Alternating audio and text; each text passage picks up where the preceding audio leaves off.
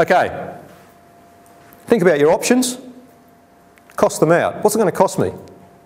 Physically and financially. Always look at the worst case because you need to know. And if that puts your business at serious risk, you need to know that so you can manage that risk if possible. The big impact of these poor years, it's not so much this year, it's peak debt and liquidity issues next year and the year after. Often the full effects of these years aren't felt until about October, November of the following year. When you look at your overdraft and you think, crikey. So you'll get through to Christmas all right, it's just come sort of July, August next year, on your cash flow, that's when you'll see the liquidity problem. And the sooner you sort of get a feeling for that, the sooner you can start to make plans for it. Now people say talk to your bank, and you should. Yeah, so look, the issue here is all about, it's about your peak debt, your overdraft requirements for future years, and have you got the capacity to do what you think you're going to do next year. And if not, the sooner you know that, the better you can adjust mentally and the more accurately you can start to plan your recovery. No worries, thanks. So if you're having trouble doing all this, get some help. There's plenty of people around who can help you. But it's important to get help because if you do it well, you'll make good decisions. Okay, so what's your plan? Have you got one? Yes, you have, because you're all smart, intelligent people, but a plan will help you immensely and it will keep you out of trouble.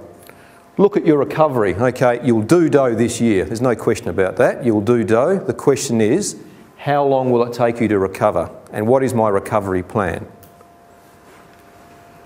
What are your risks, really? How might you manage them? And how much cash we're going to need in the next couple of years to get us back to where we were? It's all quite normal. This is all quite normal. It's just that it needs to be done. Okay, so we want good decisions. So focus on making good decisions for my business. What's good for my business? What gives me certainty? That's what we want. We want a level of certainty.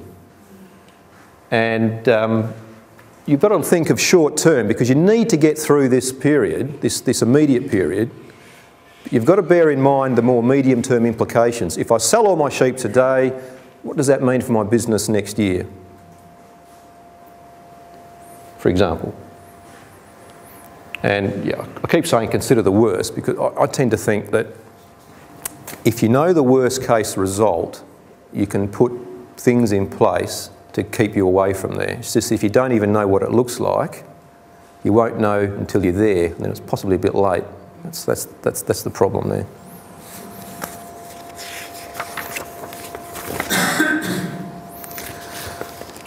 Yep.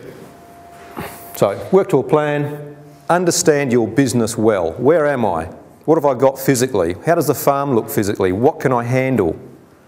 And emotionally, do I need a holiday? I only just had one, but I need another one. And that's good. You're close to the coast, I reckon get off as often as you need to because often you'll make better decisions when you're off the farm than when you're on the farm looking at it all the time. Certainly from my experience I find that if I'm having trouble making decisions, just going away for a while helps clarify things and you come back and wonder what all the fuss was about. Twyme's got a very deep cellar and he's well worth a visit, I can guarantee it. And look, just be objective. You've got to be objective. You really have to try and take emotion out of this because that really distorts things. And if you're honest with yourself and everyone else around you, that will help you make good decisions and help you have a plan that's workable and will and you can follow through on.